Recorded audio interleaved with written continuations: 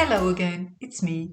Very happy that you still want to read more about the story about Norah and Marcin, the polar bear whisperer. And in fact, this week it's going to be the chapter 6, where we start to talk about the polar bear whisperer, Marcin, Norah's friend.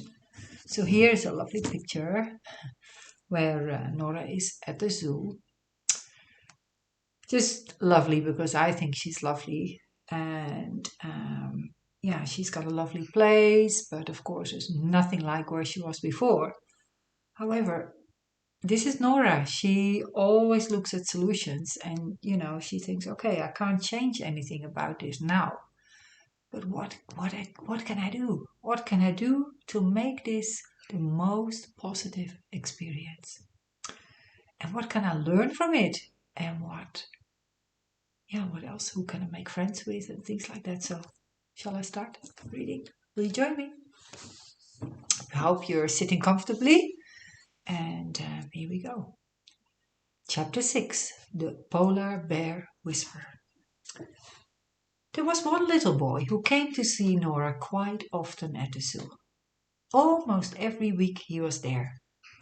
Norah thought he was quite a kind child, as he, from a distance, to get Norah's attention, used to smile and stare at her for a very long time. He did not shout to Norah either, like many of all the other children did, and these children must have thought she was deaf or something. But this little boy was different. It was almost like he could hear Norah think. She had heard of some humans who could listen deeply and hear what animals thought and communicated about. She had heard of people having that special connection with animals. She felt that this young boy had that gift too. The funny thing was that she could also hear the little boy's thoughts. She felt a deep connection with him. It was like she could hear him whisper softly to her. She had heard of stories about children telling their worries to the animals they took care of, both to big animals, such as ponies, and to their pets. Talking about their problems to the animals seemed to help these children to worry less and to build very special friendships with animals this way. Nora thought that if this works for children, it might also work for the animals. And she decided that she was going to tell this kind and gentle boy her story. Nora decided that she was going to tell that all that had happened to her, such as where she came from and why she now lived in the zoo. She wouldn't really be telling him the story, but instead she would be thinking about the story very deeply. And she hoped that the boy would hear in his mind and he would then understand her. Feel that same connection with her like the other children did with their befriended animals that she'd heard about. Every time, let me read a little bit like this. Every time when the little boy came to watch Norah from a distance, she would immediately spot him amongst all the other people who were visiting the zoo. The boy would always make eye contact and started to stare at Norah for a long time.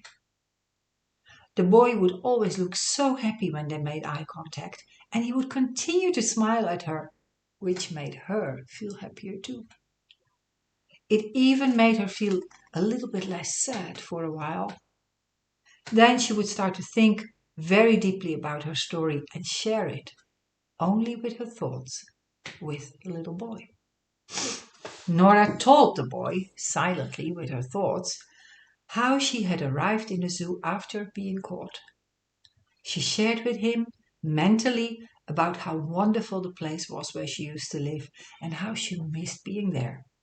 She told him about the northern lights, how she missed watching the butterflies in the summer, and how she dreamed of the freezing cold snow and the dazzling sparkles of the snowflakes.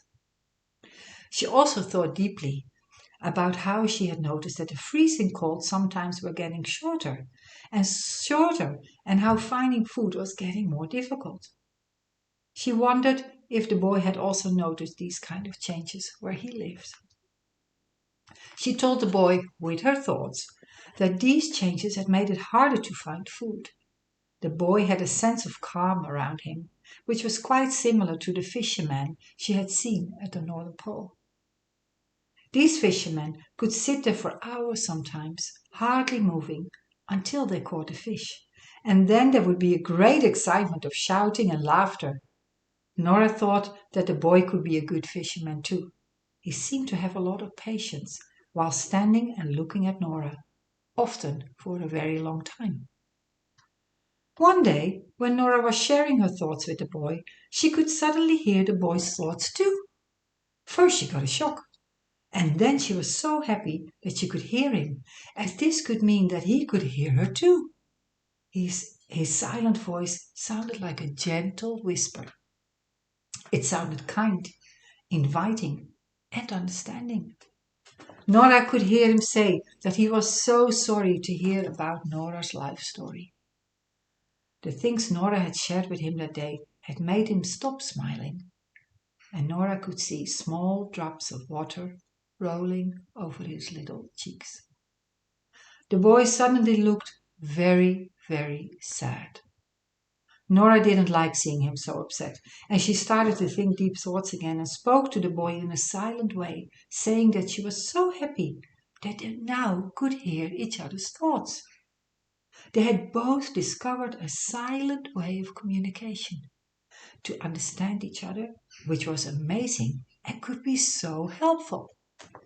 Norah wanted to give the little boy a name and called him the Polar Bear Whisperer.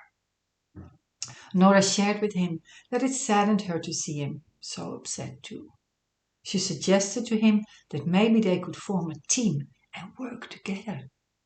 They could tell humans about the drastic changes that were happening at the North Pole, and perhaps the young boy could find out why this was happening and what could be done to stop it. They really liked each other a lot, and the boy became Norah's friend, and Norah became his friend. Wow. Well, there you go. I don't think Norah would have expected that she would meet a boy and that she would become friends with him and that he could hear her and that she could hear him. Well, well, well, what a surprise. Well, next time I'm going to record chapter 7 where Marcin and Norah team up for the planet. There we go. Here they are together. But for now, thank you for watching. I hope you enjoyed it. And yeah, you can buy this book if you really like it, of course, also on Amazon. .co.uk and .nl and all kinds of Amazon platforms. So not everybody's able to buy it. Not everybody wants to print a book, which is very understandable because you will save some trees.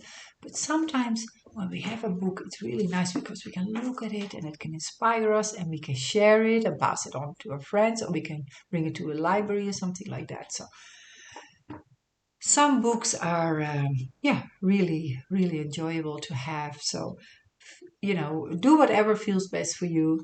And I really hope that this story of hope, friendship, and solutions for taking care of the earth will inspire you too. And I look forward to seeing you the next time when we record chapter 7. Thank you for watching. Bye bye.